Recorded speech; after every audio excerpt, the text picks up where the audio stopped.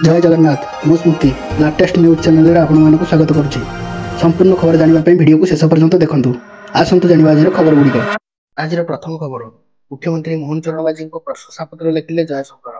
भुवनेश्वर जनता मैदान में आयोजित होता प्रवासी भारतीय दिवस सफल आयोजन पर वैदेशिक मंत्री एस जयशंकर चिठी लिखि मुख्यमंत्री मोहन चरण माझी को प्रशंसा कर राज्य सरकार अतिथि जोग प्रवासी पॉजिटिव फीडबैक देखा। भविष्य में एभली कार्यक्रम आयोजन पर गुरुत्व ओडिशा को दिया प्रकाश कर जयशंकर। आज द्वितीय खबर, भुवनेश्वर रेल स्टेशन पुनर्विकास। भुवनेश्वर रेल स्टेशन पुनर्विकास कार्य आउ पाते आगे। स्टेशन में मास्टर कैंटीन पार्श्व एलिवेटर ड्राइव वे और प्रवेश और प्रस्थान रास्ता निर्माण निमित्त राज्य सरकार अनुमति पत्र प्रदान कर भुवनेश्वर उन्नयन कर्तृपक्ष द्वारा अवशिष्ट जमी एलिवेटर अप्रोच और प्रस्थान रास्ता निर्माण पर अनुमति मिली। यही पदक्षेप बजेट रेल वीडियो माध्यम सहयोग पुनर्विकास प्रकल्प को सुरुखुरु आगे जावाई सुनिश्चित आज 3 नंबर खबर, बीजेडी खाता नथिला 27 निर्वाचन मंडल दायित्व रेल 10 नेता दायित्व बांटिला बीजेडी। बीजेडी खाता नथिला 27 निर्वाचन मंडल दायित्व 10 नेता को दिया। विभिन्न निर्वाचन मंडल वरिष्ठ नेता मिलता दायित्व गुड़िक विजु जनता दल पक्ष जारी होता तालिका तालिकार अच्छा अरुण साहू, प्रताप जेना और प्रणव प्रकाश नामवान नेता। निर्वाचन पुनर्दायित्व पर पुणी थे कवि दास दल गुरुत्व दायित्व देती। सर्वाधिक 5 निर्वाचन मंडल दायित्व अच्छा कवि। यही 27 निर्वाचन मंडल सांगठनिक कार्यक्रम तुलाइवाई 10 नेता को दायित्व प्रदान कर। आज 4 नंबर खबर, कनकवर्धन सिंहदेव को जुरिमाना। साधारण निर्वाचन में अनियमितता अभियोग नहीं मुख्य मामलें उपमुख्यमंत्री कनकवर्धन सिंहदेव को हाइकोर्ट 2000 टंका जुरिमाना कर।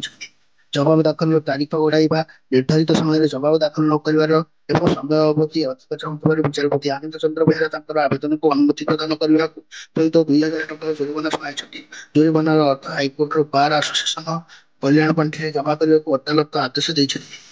आज 5 नंबर खबर, लोकों को मिल उत्तम स्वास्थ्य सेवा। ओडिशार प्रति जिले में सम मल्टी स्पेशलिस्ट हस्पिटाल राज्यवासी उत्तम स्वास्थ्य सेवा जोगाई देवा निमंते उल्लेखनीय भूमिका ग्रहण कर सम हस्पिटाल पक्ष एक दिगरे आउ एक बड़ पदक्षेप नि राज्यर स्वास्थ्य व्यवस्था सेवा को त्वरान्वित करने सहित लोकायुक्त सर्विस पक्ष एक विस्तृत योजना हाथ को नि तृणमूल स्तर में लोक सुलभ एवं तथा गुणवत्तार विशिष्ट स्वास्थ्य सेवा जोगाई देवा निमंते प्रति जिले में 50 शଯ୍या विशिष्ट मल्टी स्पेशलिस्ट हस्पिटाल स्थापन कर। परिप्रेक्षी में संस्था पक्ष को राज्य सरकार को प्रदान कर प्रस्ताव गृहीत होइछि एवं बुधवार उत्कर्ष ओडिशा कार्यक्रम में घोषणा कर 1000 कोटी टंकार निवेश आज 6 खबर, विमान नथाई गाड़ी चलाई सावधान। विमान नथाई गाड़ी चलाउथिले सावधान अवलंबन हो आज रास्तार चल पारे विमान थी गाड़ी गुड़िक कटका और कटाଯିव चालाण। प्रथम थर धरा पड़े 1000 टंकार जुरिमाना। बारंबार नियम उल्लंघन कले 4000 ରୁ 5000 टंका जुरिमाना गड़ी विमान थी गाड़ी एसटीए पक्ष परामर्श दिया। आज 7 नंबर खबर, टोटा देला छत्तीसगढ़ आग अदा कलमान बैरेजर सबू फटक बंद कर महानदी जलस्तर सरासरी हो जाए। महानदी के जलप्रवाह खरा आरंभ स्थिति आगामी दिन स्पष्ट कर यही अवस्था लगी रही आगामी बैशाख और ज्येष्ठ मास बेलू कि असुविधा हो कल्पना करना। पक्ष महानदी उपरमुंड कमाल में सबू फाटक बंद कर छत्तीसगढ़ बेआईन भाव 20 जल जोगाण प्रकल्प निर्माण चलाइबा बेले ओडिशा डबल इंजिन सरकार नीरव अवलंबन कर सारा राज्य तीव्र प्रतिक्रिया सृष्टि होती। डबल इंजिन सरकार ओडिशार डोकायत अभियोग कर। आज 8 नंबर खबर, यह पक्ष काम कर को मिला नुआ राज्य निर्वाचन कमिशन दायित्व ने वरिष्ठ आईएएस अधिकारी मधुसूदन पाए। शुक्रवार राज्य निर्वाचन कमिशनर दायित्व नहीं वरिष्ठ आईएएस अधिकारी मधुसूदन पाए। पूर्वतन राज्य निर्वाचन आयुक्त आदित्य पारिकर दायित्व हस्तांतर कर 2 वर्ष अवसान पर दायित्व मधुसूदन योजना परिचालन बड़ आगे को पौर और पंचायत शृंखलित निरपेक्ष निर्वाचन परिचालन चैलेंज सृष्टि पूर्व अनेक गुरुत्वपूर्ण दायित्व निर्वाचन पूर्व साहय कर। आज 9 नंबर खबर, 6 दुलुकिब खंडगिरी। 6 मंच जलवा देखाइबे 13 यात्रा पार्टी। 6 को दुलुकिब खंडगिरी पूर्व ए खंडगिरी यात्रा महाकुंभ शांति और श्रृंखलार सह करने को प्रशासन एवं यात्रा कमिटी मध्य बैठक कर आलोचना होता। प्रतिवर्ष विभिन्न स्थान दर्शक को टाणी आणुछि खंडगिरी यात्रा मंचर एवं अश्लील नृत्य उपर कटकणा रखाଯିबारु समस्त वर्ग दर्शक मैंने एकाठी बसी यात्रा को उपभोग करेंगे। निजर जीवंत अभिनय और दर्शक को बांधि रखार कलाकार मैंने କମେଡି ଠାରୁ ଆରମ୍ଭ କରି ପ୍ରେମ କାହାଣୀ, ସାମାଜିକ କାହାଣୀ ଆଦିକୁ ନେଇ ବିଭିନ୍ନ ନାଟକ ସାମାଜିକ ବାର୍ତ୍ତା ଦେଖିବାକୁ ପାଇବେ ଦର୍ଶକ। ଆଜିର 10 ନମ୍ବର ଖବର। 20,000 ସରକାରୀ ଚାକିରିଆ ଫେରାଇଲେଣି ରାସନ କାର୍ଡ। ଭଲ ଚାକିରି ବା ଭଲ ଦରମା ପାଉଥିବା କର୍ମଚାରୀମାନେ ଫେରନ୍ତୁ ରାସନ କାର୍ଡ। ଏହି 3 ଦିନ ତଳେ 12,000 ହୋଇଥିଲା ଏବଂ ଗତକାଲି ଏହା 20,000 ଟପିଲାଣି। କଣ୍ଟ୍ରାକ୍ଚୁଆଲ ଚାକିରି କରି 11ରୁ 12,000 ଦରମା ପାଉଥିବା ସରକାରୀ ଚାକିରିଆଙ୍କର ପ୍ରଥମେ ନାହିଁ ରାସନ କାର୍ଡ। ସେମାନେ ରାସନ କାର୍ଡ ଫେରାଇବା ଆବଶ୍ୟକତା ନାହିଁ। ସ୍ୱଳ୍ପ ବେତନଭୋଗୀ ଦରମା ଏବଂ କମ୍ ଦରମା ପାଉଥିବା କାର୍ଡ ଫେରାଇବାର ଆବଶ୍ୟକତା ନାହିଁ। ଏନ୍ଏଫ୍ଏସ୍ ନିୟମ ଅନୁସାରେ ଗ୍ରାମୀଣ ଅଞ୍ଚଳରେ ଯାହାର 10,000 ରୋଜଗାର ଥିବ ସେମାନେ ଫେରାଇବାର ଆବଶ୍ୟକତା ନାହିଁ। ଯାହାର 15,000 ଉପରେ ରୋଜଗାର ଥିବ ସେମାନେ ଫେରାଇବେ ରାସନ କାର୍ଡ। ସବୁ ଜିଲ୍ଲାରୁ କାର୍ଡ ଫେରାଇଛନ୍ତି, ଏବେ ବି ଫେରାଉଛନ୍ତି। ଯେଉଁମାନେ ଭଲ ଚାକିରି କରିଛନ୍ତି ସେମାନେ ଫେରାଇ ଦେବା ଉଚିତ। ବଡ଼ ବଡ଼ ଚାକିରିଆ ଏବଂ ରାସନ କାର୍ଡ ନେଇଥିବା କଥା ମଧ୍ୟ କୁହାଯାଉଛି। ଯେଉଁ ଚାକିରିଆମାନେ ଫେରାଇବେ ନାହିଁ ପଛରେ ଧରା ପଡ଼ିଲେ ଆକ୍ସନ ନିଆଯିବ। ଫେବୃଆରୀ 15 ତାରିଖ ଯାଏଁ ଇ-କେୱାଇସି ହେବ। ଏହା ପରେ ନୂତନ କାର୍ଡ ହେବ, କହିଛନ୍ତି ମନ୍ତ୍ରୀ। ଆଜିର 11 ନମ୍ବର ଖବର। ପୁଅର ଲେଡି, ରାଷ୍ଟ୍ରପତିଙ୍କୁ ସୋନିଆଙ୍କର ତାତ୍ସଲ୍ୟ। ବଜେଟ ଅଧିବେଶନରେ ରାଷ୍ଟ୍ରପତି ଅଭିଭାଷଣକୁ ନେଇ ସୋନିଆ ଗାନ୍ଧୀ ବିବାଦୀୟ ମନ୍ତବ୍ୟ ଦେଇଛନ୍ତି। ରାଷ୍ଟ୍ରପତିଙ୍କୁ ପୁଅର ଲେଡି ବୋଲି ମନ୍ତବ୍ୟ ଦେଇ ସୋସିଆଲ ମିଡିଆରେ କରିଛନ୍ତି। ଭାଷଣ ବୋରିଂ ଏବଂ ମିଥ୍ୟା ପ୍ରତିଶ୍ରୁତି ଏବଂ ବିଚାରୀ ମହିଳା କହି କହି ଥକିଗଲା ରାଷ୍ଟ୍ରପତିଙ୍କୁ ତାତ୍ସଲ୍ୟ କରିଛନ୍ତି। ଅଭିଭାଷଣ ପରି ରାଷ୍ଟ୍ରପତି ଥକି ଯାଇଥିବା କଥା ମଧ୍ୟ କହିଛନ୍ତି। ସେହିପରି କଂଗ୍ରେସ ନେତା ରାହୁଲ ଗାନ୍ଧୀ ମଧ୍ୟ ରାଷ୍ଟ୍ରପତିଙ୍କ ଅଭିଭାଷଣକୁ ବୋରିଂ କହିଛନ୍ତି। ସୋନିଆ ଗାନ୍ଧୀଙ୍କ ଏପରି ବିବାଦୀୟ ମନ୍ତବ୍ୟ ପରେ ସାରା ଦେଶରେ ପ୍ରତିକ୍ରିୟା ପ୍ରକାଶ ପାଇଛି। ଆଜିର 12 ନମ୍ବର ଖବର। ସୋନିଆଙ୍କ ବିବାଦୀୟ ମନ୍ତବ୍ୟ ପରେ ରାଷ୍ଟ୍ରପତି ଭବନରୁ ଆସିଲା କଡ଼ା ଉତ୍ତର। କଂଗ୍ରେସ ନେତ୍ରୀ ସୋନିଆ ଗାନ୍ଧୀ ରାଷ୍ଟ୍ରପତି ଦ୍ରୌପଦୀ ମୁର୍ମୁଙ୍କୁ ତାତ୍ସଲ୍ୟ କରି କହିବା ପରେ ରାଷ୍ଟ୍ରପତି ଭବନରୁ ଏହାର ଉତ୍ତର ଆସିଛି। ସୋନିଆଙ୍କ ବୟାନକୁ ନେଇ ରାଷ୍ଟ୍ରପତି ଭବନ ପକ୍ଷରୁ ମଧ୍ୟ କଡ଼ା ଜବାବ ଦିଆଯାଇଛି। ସୋନିଆଙ୍କ ବୟାନ ଗ୍ରହଣୀୟ ନୁହେଁ। ସର୍ବୋଚ୍ଚ ପଦବୀର ମର୍ଯ୍ୟାଦାକୁ ସୋନିଆ ଭାଙ୍ଗିଛନ୍ତି, ଯାହା ଆଦୌ ଶୋଭନୀୟ ନୁହେଁ। ରାଷ୍ଟ୍ରପତି କୌଣସି କ୍ଷେତ୍ରରେ ଥକି ପଡ଼ନ୍ତି ନାହିଁ, ଅବହେଳିତ ବର୍ଗଙ୍କ ବାବଦରେ କହି କଦାପି କ୍ଳାନ୍ତ ଆଣନ୍ତି ନାହିଁ ବୋଲି ରାଷ୍ଟ୍ରପତି ଭବନରୁ ବୟାନ ଆସିଛି। ଆଜିର 13 ନମ୍ବର ଖବର। ମହାକୁମ୍ଭ ସ୍ନାନକୁ ଯିବେ ନାହିଁ ପ୍ରଧାନମନ୍ତ୍ରୀ ମୋଦି। ପ୍ରଧାନମନ୍ତ୍ରୀ ମୋଦି ଆଉ ପ୍ରୟାଗରାଜ ଯିବେ ନାହିଁ। ଆସନ୍ତା 5 ତାରିଖରେ ପ୍ରଧାନମନ୍ତ୍ରୀ ମୋଦି କୁମ୍ଭମେଳାକୁ ଯୋଗଦେଇ ସ୍ନାନ କରିଥାନ୍ତେ।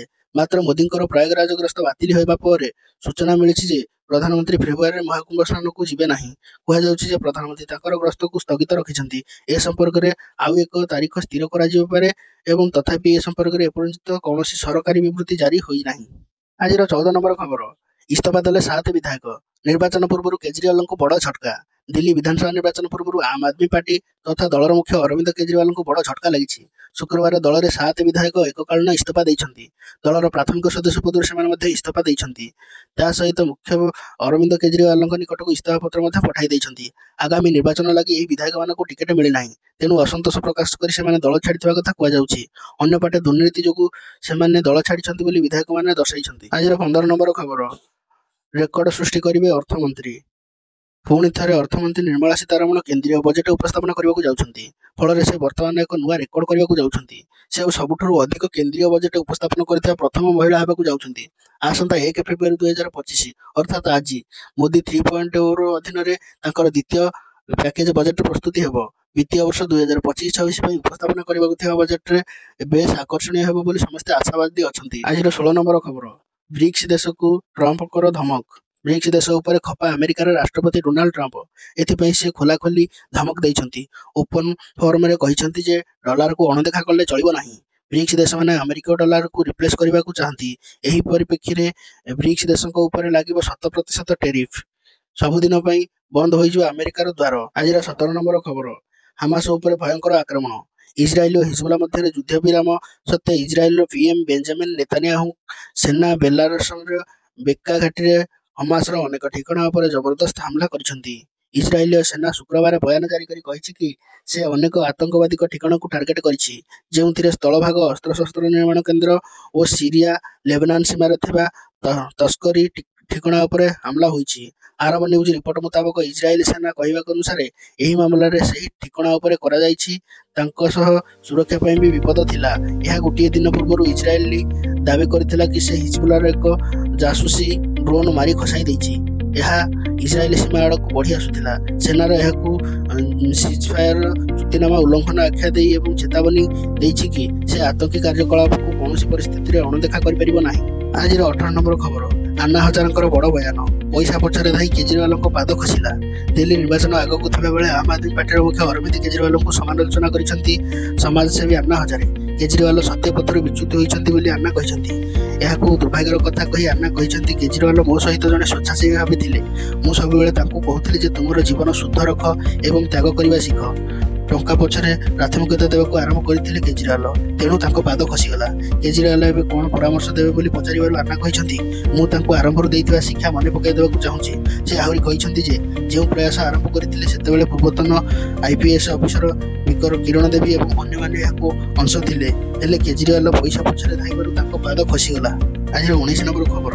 ଆଜି ଖୋଲା ରହିବ ସେୟାର ମାର୍କେଟ। ଦେଖିପାରିବେ ଷ୍ଟକ୍ ଉପରେ ସିଧାସଳଖ ବଜେଟ୍ର ପ୍ରଭାବ।